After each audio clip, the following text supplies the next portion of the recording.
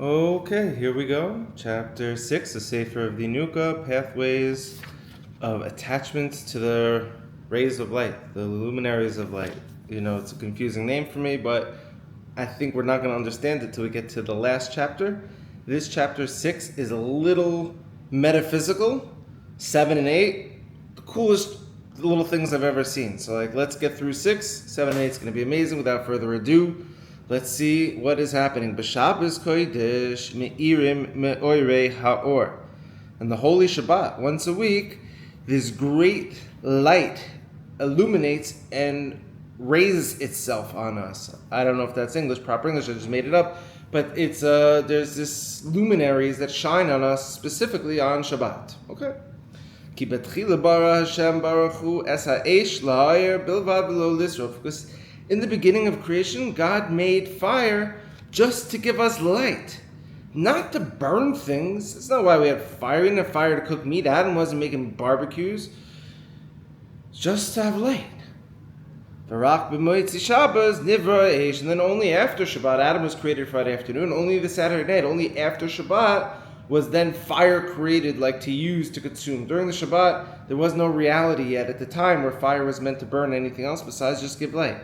And that's why Saturday night, when we say Havdalah, when we make a special prayer to separate the weekdays from Shabbat, we make the blessing Boirei me oirei ha'esh, that created light from fire. And that's when we're supposed to light fire, after Shabbat. Ulakach makdimin lahadik ner Shabbos me'erev Shabbos bichdei legalos es ha'ma'orei or.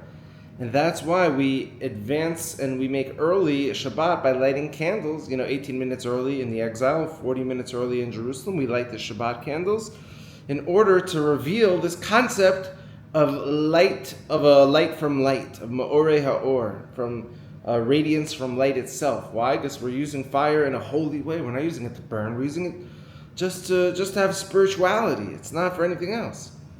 Upekdushas or haShabbos nidchei shlitas ma'orei ha'esh ad lemoitzi Shabbos sha'anu choyezrim madlikim le'ma'orei ha'esh.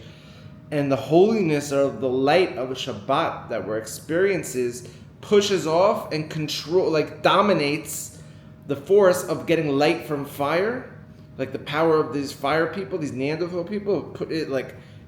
Protects us from it, distances that from us until after Shabbat's over, and that's when we return and we light and we bring light from fire again.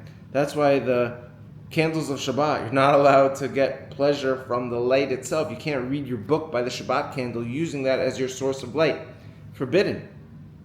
But the opposite is with after Shabbat, when we light the candles for Havdalah, right? Everyone puts their nails. We specifically show that we're getting light from this light. It's a whole different light, different usage of fire. And one is the symbolic to the redemption, where we're not eating meat anymore necessarily, we're not killing animals, we're not using fire to destroy things.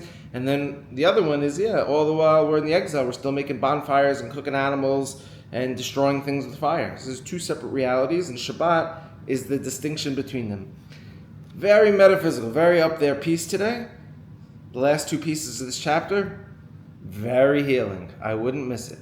I've been just advancing, just looking at it every day, just get a little peek, get a little excitement, get a little comfort for my soul.